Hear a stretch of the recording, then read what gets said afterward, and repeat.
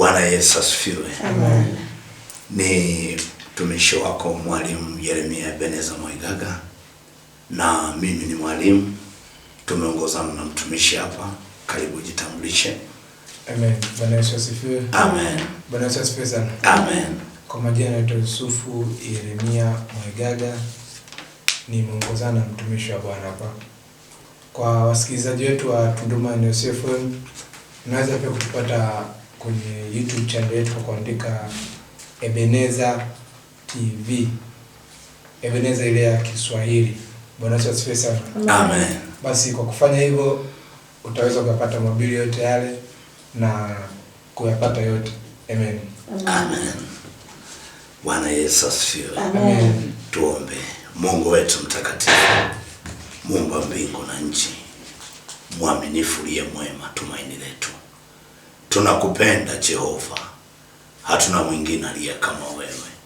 Asante kwa ajili ya ratiba hii ambayo Baba umeturatibia mwenyewe, kupitia jina lako na kupitia uweza wako, wewe ambaye Baba ni Alfa, wewe ambaye Baba ni Omega. Asante Jehova kwa ajili ya msikilizaji wangu wa Tunduma FM. Asante mwaminifu kwa ajili ya mtazamaji wangu wa Ebeneza TV. Wewe ni Mungu, hakuna Mungu mwingine aliye kama wewe. Napiga na kuharibu nguvu zote za giza, hazina nafasi katikati ya mahali hapa, na alika uwepo wako tawale Baba na kumiliki. Msikizishe msikilizaji wangu wa Tunduma FM na mtazamaji wangu wa Ebeneza TV aweze kuelewa na maandiko namna ambavyo Baba naachilia somo kwa siku ya leo. Pokea heshima na adhama kwenye kiti chako cha enzi. Nikiomba Baba na kuamini yote haya ni kwa uweza na utukufu wako, kwa jina la Yesu. Amen. Amen. Bwana Yesu asifiwe. Amen. Somo letu la leo ni kuwapenda wa nyumbani mwako kutakupa mafanikio zaidi ya kimungu. Kuwapenda wa nyumbani mwako kutakupa mafanikio zaidi ya kimungu. Bwana Yesu asifiwe. Amen. Si jambo jepesi ambalo unahitaji kufahamu, na mwinjilisti anaweza kusema vile ambavyo anaweza kulifafanua, lakini pia kama mimi mwalimu nahitaji utupite kwenye maandiko ili uweze kujua namna ambavyo watu wa nyumbani mwako walivyo muhimu, au watu wa jirani wako walivyo muhimu. Bwana Yesu asifiwe. Amen. Na neno la Mungu linaeleza wazi juu ya hiki kitu, namna ambavyo ilivyo. Mwingine anaweza kuwa na watoto wake lakini hawapendi wala hawezi kuwasaidia kile ambacho anahitaji kuwasaidia. Lakini mwingine anaweza kuwa na baba yake na mama yake, hawezi kuwasaidia. Kwa hiyo eneo hili nataka tupanuke zaidi ili uweze kujua, wewe msikilizaji wangu wa Tunduma FM, mafanikio ya kimungu hayaji tu kwa jinsi ambavyo ulivyo, lakini mafanikio ya kimungu yanahitaji vile ambavyo yalivyoandikwa ndivyo ambavyo unahitaji kutembea nayo, kwa kuwa ndani yake inakupa matokeo ya kile ambacho unahitaji kukipata. Kwa hiyo kama utaamua kujipenda mwenyewe, uwe na uhakika kuna vitu ambavyo utavikosa. Umewafikiri namna ambavyo ilivyo? Mungu aliandika kupitia Paulo kwenye kitabu cha Timotheo wa kwanza 5 ule mstari wa 8. Timotheo wa kwanza 5 ule mstari wa 8. Neno la Mungu linasema, lakini mtu yeyote asiye watunza walio wake, yani wale wa nyumbani mwake, hasa ameikana imani, tena ni mbaya kuliko mtu asiye amini. Timotheo wa kwanza 5 ule mstari wa 8. Huyu ni Paulo anaachilia neno katikati ya makutano na katikati ya kile ambacho anaandika nyaraka zake zile ambazo ameandika nyaraka 7. Kwa hiyo ni namna ambavyo unahitaji kujua sana, lakini usipojua ni kwamba utaenda kinyume.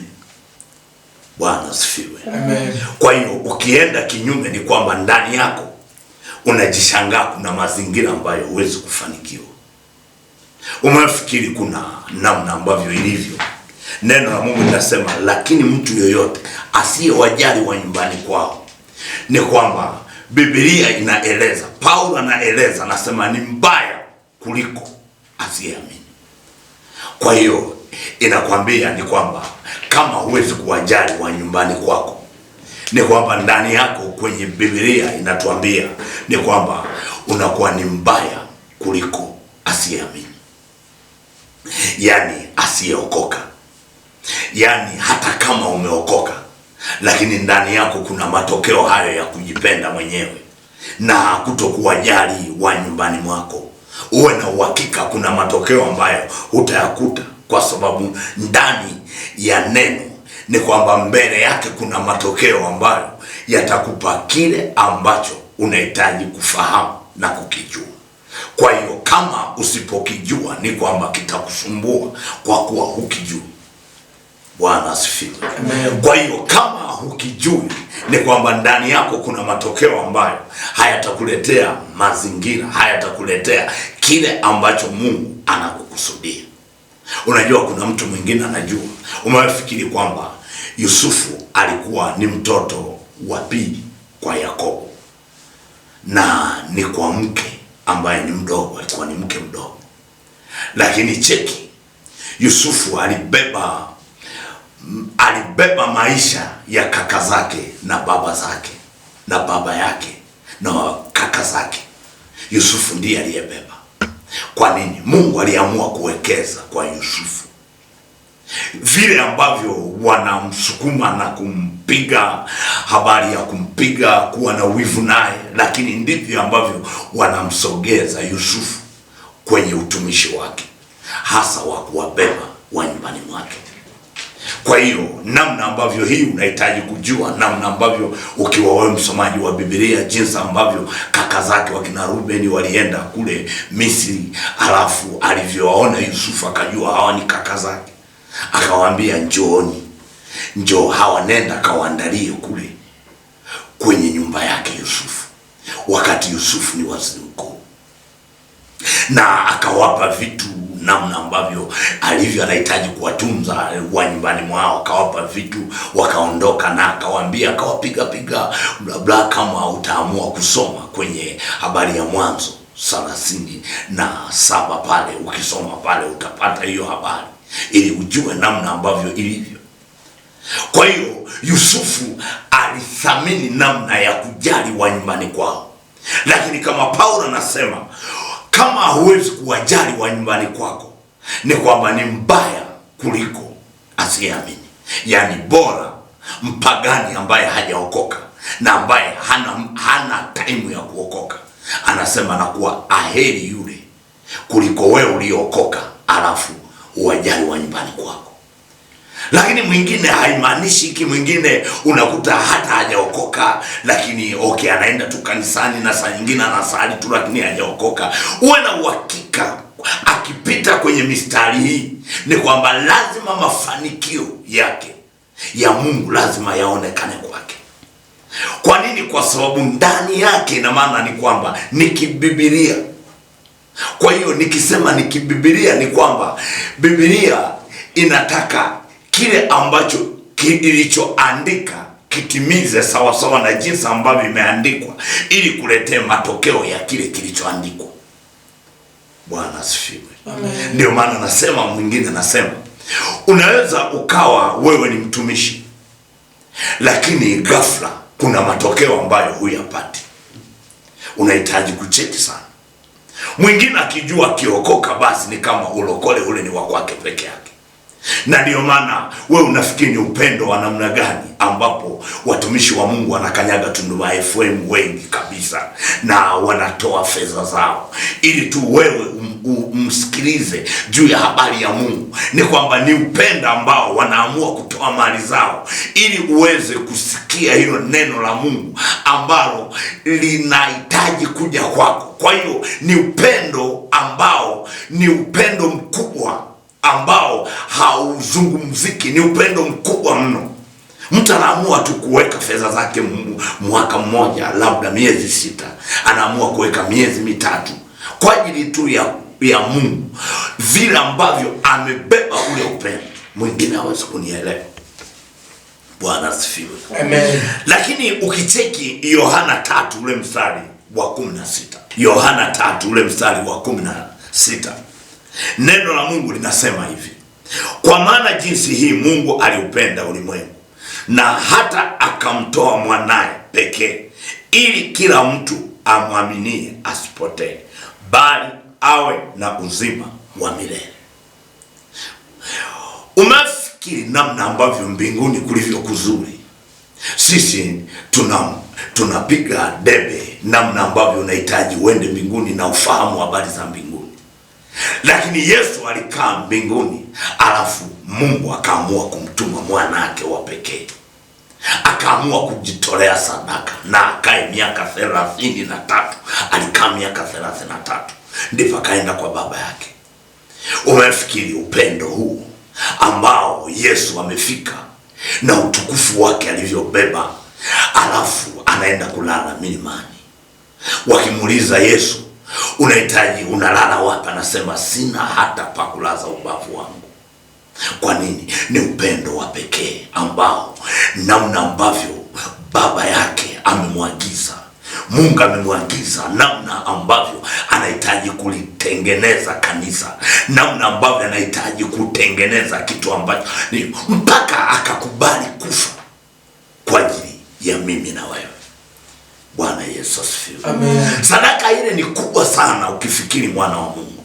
Sadaka ile ni kubwa sana ukifikiri msikilizaji wangu wa Tunduma FM. Umefikiri amekaa miaka 33 ndipo akafa na akafufuka. Lakini yote ile alikaa kutoka mwaka 0 mpaka miaka 33 atimize kile ambacho ni Mungu kaamua kutoa mwana wake wa pekee, ili kila atakaye amini, ina maana ni kwamba ndani yake apokee kile ambacho amekusudiwa katikati yake. Kwa hiyo unahitaji kujua sana jinsi ambavyo hivyo. Usipojua hiki kitu kitakusumbua sana. Tumepata uokovu bure, hatujalipia gharama yoyote.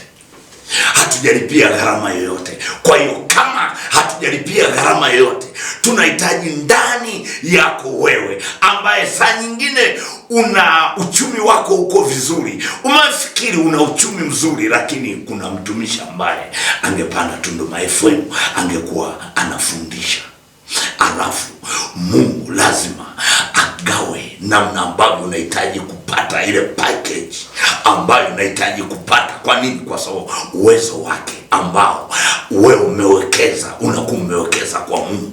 Kwa hiyo ukiwekeza kwa Mungu ni kwamba ndani yako unapata kitu fresh.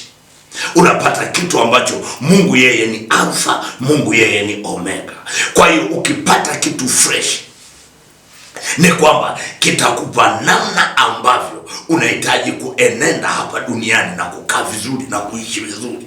Wakati huo namna ambavyo unaandaa kwenda mbinguni. Bwana Yesu asifiwe. Lakini usipojua hicho, lazima kitakusumbua, kwa sababu ndani yako umebeba, unaona ni kama kwenye utajiri wako ni kama wewe ndio unayejitahidi, lakini kumbe sio wewe, lakini ni Mungu ameamua kufanya hivyo. Je, wakati Mungu amefanya hivyo, kuna upendo gani kwa ndugu zako? Kuna upendo gani kwa wapendwa? Kuna upendo gani namna ambavyo unavyoachilia kile ambacho ulicho nacho, ambacho Mungu ametenda kwako? Wewe una uwezo mzuri, unaweza ukaja Tunduma FM mkawalipia watu ambao saa nyingine wanahitaji kuhubiri. Unao huko ambako kwenye kanisa lako, unao huko kwenye mtaa wako, unao huko. Wakati ukiwaleta, unajua kabisa hiki kikienda Tunduma FM nitapata kitu ambacho ni chema kabisa, na Mungu huwezi kufilisika, ila utaona kuongezewa zaidi.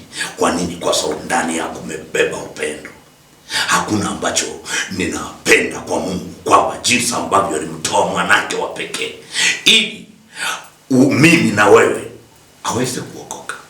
Basi ndicho ambacho upendo huo ulivyo. Bwana Yesu asifiwe. Amen. Lakini mwingine hawezi kuelewa. Nataka tusome Kutoka 20 ule mstari wa 12. Kutoka 20 ule mstari wa 12 ili ujue hiki ambacho nachosema. Ni kwamba neno la Mungu linasema, waheshimu baba yako na mama yako, siku zako zipate kuwa nyingi katika nchi upewayo na Bwana Mungu wako. Waheshimu baba yako na mama yako, siku zako zipate kuwa nyingi katika nchi upewayo na Bwana Mungu wako. Bwana Yesu asifiwe. Amen. Kwa hiyo uwe na cheki namna ambavyo ilivyo. Umefikiri maisha unayoishi, unatembelea gari, una nyumba nzuri, umepiga hesabu ya baba yako na mama yako maisha wanayoishi. Mwingine hawezi kunielewa, mpaka mwingine anakataa mpaka kwenda kijijini kwamba hatuwezi kwenda wote. Kwa nini? Kwa sababu mazingira ya kijijini sio mazuri, ni tofauti na jinsi ambavyo unavyoishi mjini. Kwa hiyo mazingira yako lazima yakupe shida. Ndipo ambacho kinachoumbua na kutani matatizo, ambayo matatizo hayapigi hodi na watu hawakuambii tunakuja, na watu watalazimika kuja, alafu ghafla wanagundua hakuna waheshimu baba yako na mama yako, hakuna, wala hakuna heshima yoyote. Kwa hiyo neno linasema, unapowaheshimu baba yako na mama yako, unapowajali baba yako na mama yako au wa nyumbani mwako, ni kwamba ndani yako kuna kitu ambacho utaongezewa. Kuna kitu ambacho utaongezewa. Kwa nini? Kwa sababu anasema katika nchi upewayo na Bwana Mungu wako. Kwa nini? Utapata matokeo mazuri ambayo yatakupa kile kitu ambacho kinahitaji kukaa fresh kwako, kinahitaji kukaa namna ambavyo ilivyo. Biblia haijasema kwamba baba yako na mama yako hata kama hawajaokoka, lakini neno linasema mheshimu baba yako na mama yako. Kwa hiyo hata kama wewe hujaokoka, kama umheshimu baba yako na mama yako, ni kwamba uwe na uhakika kuna muda unaopunguza wa kuishi hapa duniani, kwa sababu ni neno la Mungu limesema. Anasema atakupa muda mwingi wa kuishi hapa duniani. Lakini kama ndani yako umebeba dharau, ni kwamba umebeba kitu ambacho hakiwezi kukupa matokeo ya kile ambacho unahitaji kukiishi. Bwana Yesu asifiwe. Amen. Mwingine hawezi kunielewa. Unahitaji kujua sana, wewe msikilizaji wangu wa Tunduma FM, waheshimu baba yako na mama yako. Kwa hiyo upate siku zako zipate kuwa nyingi kukaa hapa duniani. Kwa hiyo kama huwezi kufanya hivyo, ni kwamba ndani yako ni kwamba kuna matokeo ambayo yanapunguzwa kwa sababu ya hicho ambacho hujakifanya. Kama umejenga nyumba yako nzuri, una gari la kutembelea, una fedha zako, alafu ghafla nyumbani hakueleweki, umefikiri hakueleweki, hakuna chochote kinachoendelea, utafikiri ni sijui ni nani. Ni kwamba ndani yako unahitaji kuwajali watu wa nyumbani mwako, kwa sababu baba yako na mama yako ni mtu wa nyumbani mwako. Kwa hiyo kama ni mtu wa nyumbani, ni mtu wa nyumbani mwako, kama huwezi kuwajali, uwe na uhakika ndani yako una kitu kigumu, hata kama huendi kanisani. Leo ninafundisha somo la familia ambalo unahitaji kufahamu. Kuna watu hawaelewi, kuna watu hawapati fedha kwa sababu hawaheshimu baba yake na mama yake. Kuna watu hawapati fedha kwa sababu wanashindwa kuwaheshimu wa nyumbani mwao, watoto wao. Wanashindwa kukaa na watoto, kuwajali watoto wao, kuwajali mke wake, kumjali mume wake. Kuna watu hawapati kwa sababu ya hicho kitu, kwa sababu imeandikwa.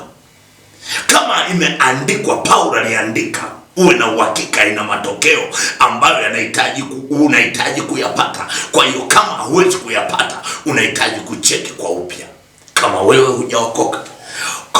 hujaokoka, unataka elimu hii, unahitaji kwenda kucheki namna ambavyo uende kwenye kanisa lolote ili uweze kumpata Yesu. Nje ya kumpata Yesu, maisha yako yanakuwa sio safi. Lakini pia unahitaji kujua na kufahamu maana yake nini juu ya hiki ninachosema, kwa sababu ninasema kwa jinsi ambavyo unahitaji kukaa na kujua. Kama una maisha yako, unahitaji kubalance namna ambavyo unahitaji kuwajali ndugu zako. Kama huwezi kuwajali ndugu zako, uwe na uhakika mazingira yako yanakuwa sio mazuri sana. Bwana Yesu asifiwe. Amen. Lakini Timotheo wa pili ule mstari huu, Timotheo wa pili 3 ule mstari wa pili, Timotheo wa pili 3 ule mstari wa pili, neno la Mungu linasema, maana watu watakuwa wenye kujipenda wenyewe, wenye kupenda fedha, wenye kujisifu, wenye kiburi, wenye kutukana, wasiotii wazazi wao, wasio na shukurani, wasio safi. Bwana Yesu asifiwe. Unafikiri namna ambavyo ilivyo na namna ambavyo inavyosema, namna ambavyo mazingira yake nasema, zikifika hizi siku ni watu wenye kujipenda wenyewe. Hawezi kupenda wazazi wao, hawezi kutii kile ambacho wanahitaji wazazi wao wakipate, lakini wanajipenda wenyewe. Vile ambavyo walivyo ni kama walijizaa, ni kama ndivyo ulivyotoka. Lakini kwenye neno linasema siku hizi za mwisho, ina maana watu watakuwa ni wenye kujipenda wenyewe. Umefikiri unajipenda mwenyewe? Okay, uangalie kwamba kuna baba yako, kuna mama yako, lakini pia kuna watoto wako, kuna mke wako, kuna mume wako, hiyo ujue. Lakini kwamba ujue kuna wadogo zako, kuna kaka zako. Kwa hiyo kama huwezi kujali, ni kwamba mazingira yake inakuwa sio safi, kwa jinsi ambavyo inavyoeleza kwamba inasema sio kitu kizuri. Kwa sababu kama sio kitu kizuri, unahitaji kufahamu kama msikilizaji wangu wa Tunduma FM, ili uweze kuvuka unahitaji kuwa hivyo. Ili uweze kuvuka unahitaji kupenda watu, lakini si tu hapo, lakini pia unahitaji kupenda hata kama namna ambavyo mlivyo, inatakiwa onyesha upendo. Hata kwenye kanisa lako onyesha upendo, wala utapungukiwa. Nimesema unaweza ukachukua ukaona kuna mtumishi mmoja yuko vizuri, ama mchungaji wako, ama mwinjilisti, ama mwalimu, nenda shika hizo sadaka, nenda peleka kwenye media, nenda peleka kwenye redio, alafu uone kama Mungu. Maana mwingine anacho kipawa kizuri, lakini hana fedha za kuja kwenye kipawa, anategani kwako ili kwamba uweze kufanya hicho kitu, aweze kutembea. Lakini kama unaamua kujipenda mwenyewe, uwe na uhakika una hasara kubwa ambayo huwezi kupata mafanikio ya kimungu. Bwana Yesu asifiwe. Amen. Mwingine anasema nimejitahidi. Umefikiri namna ambavyo umemuuliza Mungu, hata kama una gari moja, umemuuliza Mungu, ningekuwaje hapa? Ungekuta Mungu anakuambia saa hizi ungekuwa na magari 20. Bwana asifiwe. Amen. Umemuuliza Mungu, saizi Mungu ningekueje, labda ungekuta Mungu anasema saizi wewe unaona unaduku unaenda kujumua Dar es Salaam, saizi ungekuwa unajumua China. Kwa nini? Kwa sababu ni mazingira ambayo adui anafumba.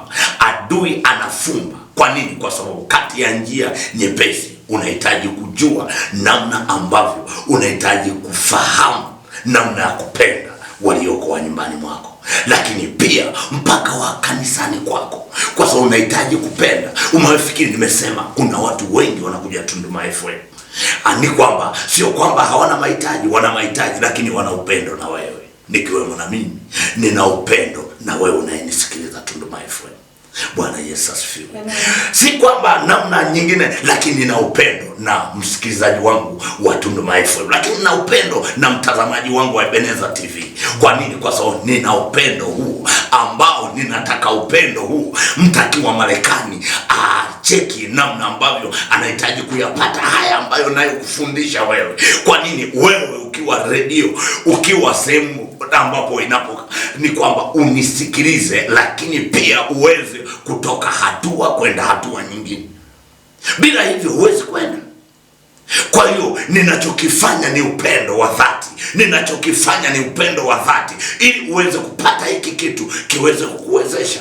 Ndiyo maana tunataja na namba zetu za simu. Kwa nini tunataja namba za simu? Ili kwamba kuna watu wengine wanakuwa wamelala, lakini ghafla tunaanza kuwaombea wananyanyuka. Kuna wengine wanakuwa wana shida mbalimbali, saa nyingine za kiuchumi, saa nyingine za kiafya, lakini unakutasema mtumishi, tayari nimenyenyuka.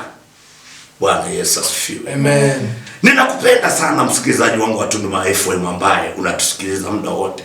Wewe mwendesha boda boda, wewe ambaye ni mwendesha bajaji, wewe ambaye kwenye daradara, ninawapenda sana watumishi wa Mungu. Wewe ambaye uko kwenye costa, ninawapenda sana kupitia jina la Yesu. Bwana Yesu asifiwe. Maana nikikaa humo na kuwa nasikiliza mazingira ambavyo yapo, labda niko kwenye costa na kuta wameseti Tunduma FM. Unajua lazima ujue na ufahamu namna ambavyo hii Tunduma FM imekuja kwa ajili ya nini? Kwa ajili ya kukutoa sehemu kwenda sehemu nyingine, kukutoa utukufu kukupeleka utukufu zaidi. Bwana Yesu asifiwe. Kwa hiyo ukicheki hiki, unapita kwenye maduka, kila mmoja amefungua Tunduma FM, unapita, nawapa hongera sana. Lakini pia hamuishii hapo mpaka Makete, lakini pia hamuishii hapo mpaka Zambia. Tunawapata vyema. Bwana Yesu asifiwe. Kaso pale mnanisikiliza vyema, lakini pia ni wengi ambao mnapiga simu zenu na mnaandika message. Ninawapata kitu kimoja, Ebeneza TV ninasema ninawapenda kupitia jina la Yesu. Bwana Yesu asifiwe. Zingatia hiki ambacho ninasema, zingatia hiki ambacho ninafundisha kwako, ili kikupe matokeo ya kile ambacho unahitaji kukipata. Amen. Bwana Yesu asifiwe. Lakini neno la Mungu linamalizie na Yohana 12 ule mstari wa 26. Yohana 12 ule mstari wa 26. Neno la Mungu linasema, mtu akinitumikia na anifuate, nami nilipo ndipo na mtumishi wangu atakapokuwapo. Tena mtu akinitumikia, Baba atamheshimu. Bwana Yesu asifiwe. Umefikiri sasa, okay, ninafundisha niko Tunduma FM, alafu ninaandikiwa message kutoka South Africa, namna ambavyo wamebarikiwa na hiki nachokifundisha. Umefikiri nimekaa okay kwenye Tunduma FM, lakini pia tunasikia kwenye YouTube Ebeneza TV, okay, napigiwa, naandikiwa message kutoka Marekani, wanasema mtumishi, tunabarikiwa sana. Umefikiri namna ambavyo Mungu hawezi kuniacha. Bwana Yesu asifiwe. Kwa hiyo anasema mtu akinitumikia, anasema Baba yangu atamheshimu. Huyo ni Yesu anawaambia wanafunzi. Huyo ni Yesu anakuambia wewe msikilizaji wangu wa Tunduma FM kwamba anasema ukimtumikia Mungu katika roho na kweli, anasema Baba yangu atawaheshimu. Kwa hiyo Mungu, heshima ya Mungu itakuja kwako. Bwana Yesu asifiwe.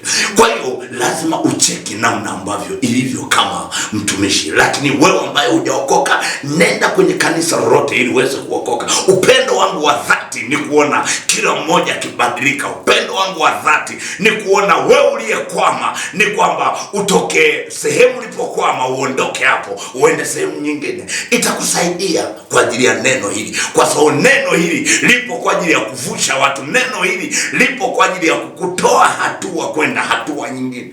Baba kikuheshimu hakuachi hivi hivi. Baba kikuheshimu atakuachia utajiri. Baba kikuheshimu atakuachia afya. Baba wa mbinguni akikuheshimu atakuachia chochote unachotaka, kwa kuwa ndani yake umebeba heshima ya kwake. Bwana Yesu asifiwe. Kwa hiyo ukibeba heshima ya kwake, unahitaji kujua na kufahamu maana yake nini juu ya utumishi wako. Bwana Yesu asifiwe. Amen. Ni watu wangapi ambao unakuta wamelala, wako hospitalini, lakini wanapiga simu jinsi ambavyo walivyo, alafu wananyanyuka, kesho wanaandika message, niko vizuri. Kwa hiyo Mungu ni mwema sana, na Mungu akuwezeshe sana. Bwana asifiwe. Kwa hiyo hapa mahali tuna nusu saa. Kwa hiyo tuna nusu saa ambayo tunayokaa mahali hapa, lakini ninakutajia namba yangu ya simu ambayo unahitaji kuishika hii namba, ili kwamba kama unataka mazingira yote unaweza kaandika kwenye message. Kwa nini? Kwa sababu unaweza kupiga simu, sawa, unaweza kaandika message, sawa, lakini kikubwa kile ambacho unachotaka ili kiweze kukuta. Bwana asifiwe. Na tunaleta hapa ili kukufikishia ujumbe, ili Mungu aweze kukutoa hatua kwenda hatua nyingine. 0753 697 281.